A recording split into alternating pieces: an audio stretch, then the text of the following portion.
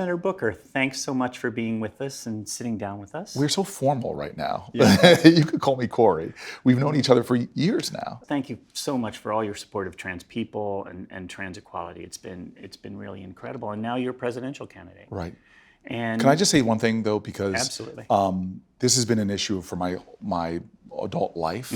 But if you're from New Jersey, I've got to give a lot of credit to someone who was my activist inspiration, who's now passed away, Bab Sipperstein, who is just a legend in our state. Good friend of mine. Now, if I'm correct, and I think I am, your very first vote in the Senate was a pro-transgender vote. It was one of the early, I think there were some procedural votes for it, but yes, it was. The first substance vote. The first substantive vote, yeah, which was, to me, the fact that I could be in the Senate for a historic day like that, it really made me feel this jubilance to know that I got to be there for that moment. Right, for the Employment Non-Discrimination Act. Yes. So I was there. You may not remember that, but I was there, and I remember you came off the floor and you were like, my first real vote. I actually remember that moment. We were standing in that reception area right off the floor. I remember seeing one, it. yeah. Yes, exactly. That's wonderful. So you're now a co-sponsor of the Equality Act. Yeah, I'm really proud of that. Original co-sponsor. Thank you. Yes, no, it's one of the prouder moments I've had in the Senate, and working with an extraordinary group of legislators on both sides of the political aisle. A lot of folks have talked about their access to health care, their access to transition-related health care, but just health care in general. What's your position on health care that trans people should care about, should feel like you're on their side, and how are you going to help?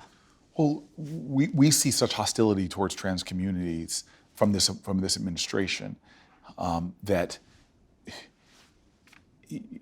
the assaults on the ACA and the advancements that the Obama administration, now there's rules in to try to pull protections away from trans Americans. We have from military service to the kind of healthcare access you have in prisons and jails. This is a real issue and a real concern. And we have to, number one, fight on these issues, but make people understand that this is vital to health and well-being, and often life or death issues. And so for me, my commitment is not just trying to stop, or if he's successful, roll back what this administration has done, but we have a lot more advances that we have to do. The discrimination from insurance companies, the discrimination from employers who want to use religious exceptions and deny people fundamental basic health care is unacceptable to me. And it shows you how much further we have to go to stop the backsliding of this administration, but more importantly, to advance and gain ground until we have equal health care access for all. One of the most intractable problems that we as trans people face is violence and murder. Particularly if you're a young trans woman of color, you're just so much more likely to face violence in this country. Have you thought about that much, and where do you think you can help out there? I mean, have I thought about it a lot? 29 African American trans women killed in 2017. 26 killed last year, and this year I think we're in the double digits already. This is something that should have everyone in this country concerned and frankly outraged, that you have a community that's being disproportionately targeted with heinous acts of violence, and ultimately, as we've seen in these cases I've enumerated, in homicides. And so I'm going to be someone that speaks to this crisis and begins to take specific measures to do something about that. And this is why this administration's awful acts by removing trans protections from the Department of Education and the work they were doing in schools to make them safe environments, by removing the DOJ's sense of urgency on dealing with protections for trans Americans. This is even around issues, as we said already, in immigration. It's around issues in police accountability. There are so many areas where just your physical safety, if you're a trans American, is under threat in this country right now, and I won't tolerate it. And so I will be a president that is very aggressive in calling out these issues and putting forward the best of who we are to stop this kind of targeting, harassment, violence, and murder. The Trump administration has stripped away some protections we had. They've basically refused to protect trans students and to stand up for trans students. Do you have a plan beyond reinstituting the guidance from the Obama administration?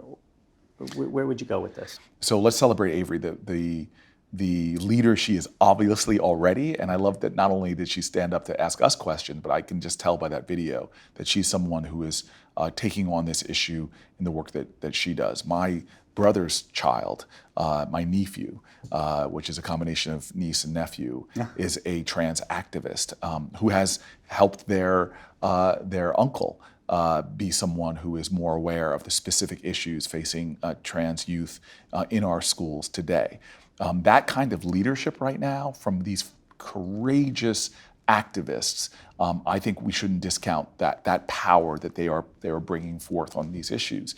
And so I want to be a president that not only gives guidance, but is actively using my platforms. You see this president using his platforms to demean and degrade. I think that this is a moral moment in America, and that the next president has to be someone that understands that there's a restoration of the best of our values. It has to be done from that office by elevating how we are rendering populations in this country invisible, marginalizing them is just not acceptable to me. We need to have leaders that say, I don't have all the answers when it comes to trans youth, but I'm willing to elevate folks to let them sit as peers with me on figuring out how we can best call to the moral imagination of a nation to stop the reality, not just for trans children, but for LGBTQ youth. About 30% admit to missing school because of fear. We have to address that, because to deny people safe and nurturing environments means that we're undermining their potential, their growth, and our benefit from the genius of the next James Baldwin, from the artistry of the next great artist. Because when you see the trans violence, the discrimination, the hate, the murder, these are heartbreaking things, but they don't define us. What happens to us, the bigotry, the discrimination, the hatred, that doesn't define us. What defines us is how we choose to respond. And to see courageous leaders now pushing this issue. When I walk through the hallways of the Senate and I see, in the Hart Senate building, and I see trans flags in front of senators' offices, I know we are elevating this issue in the right way and starting to build consciousness. We have so much more work to do. And I want to say to the trans community that I know these have been dark years, but help is on its way. And you will have a president, you will have leaders, I don't care what title I hold, you will have stronger and stronger allies in this cause. It's wonderful. Well, I'm really very thankful for your time. Thank you.